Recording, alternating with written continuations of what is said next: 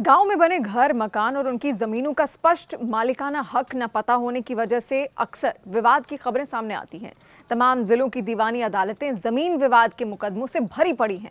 लेकिन अब मोदी सरकार ने इन विवादों से निपटने और भविष्य में हर किसी को उसकी जमीन का स्पष्ट मालिकाना हक दिलाने की पूरी तैयारी कर ली है। इसके लिए सरकार बाकायदा ड्रोन से सर्वे करा रही है और 2026 तक करीब 2.25 करोड़ ग्रामीणों को उनकी प्रॉपर्टी का स्वामित्व कार्ड बांटने की योजना है।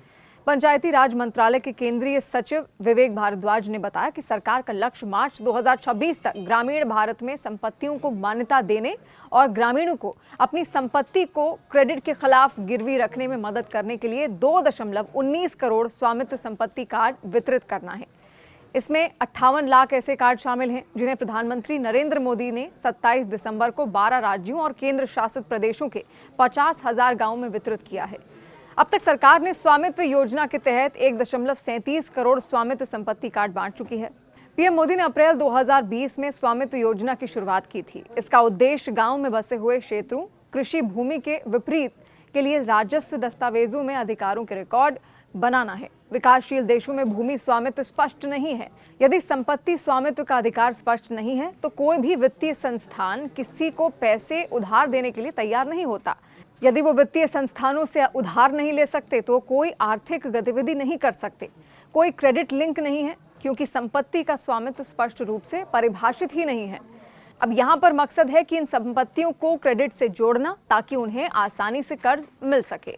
विवेक भारद्वाज ने कहा कि यदि आपकी संपत्ति के स्वामित्व के अधिकार स्पष्ट नहीं है और आपको उधार लेने की आवश्यकता है तो आप अपनी ही संपत्ति को गिरवी नहीं रख सकते हैं। लिहाजा हमने ग्रामीण भारत में आबादी वाली जमीन को स्वामित्व योजना के तहत कवर करने की कोशिश की है। इस योजना का उद्देश्य ग्रामीण क्षेत्रों में आबादी वाली जमीन का नवीनतम सर्वेक्षण ड्रोन और GIS तकनीक के माध्यम से सीमांकन करना भी है। इस योजना के तहत लगभग 3,44,868 गांवों को कवर करने का लक्ष्य है, जिनमें से 92% गांवों का पहले ही ड्रोन के माध्यम से सर्वेक्षण किया जा चुका है।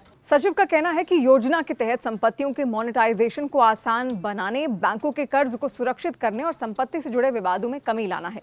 भारद्वाज ने आगे कहा कि मार्च 2026 तक सभी 3,44,868 गांवों को कवर किया जाएगा, जो निर्धारित समय से 1 साल बाद हैं, क्योंकि कई राज्य संपत्ति कार्ड जारी करने की प्रक्रिया में हैं।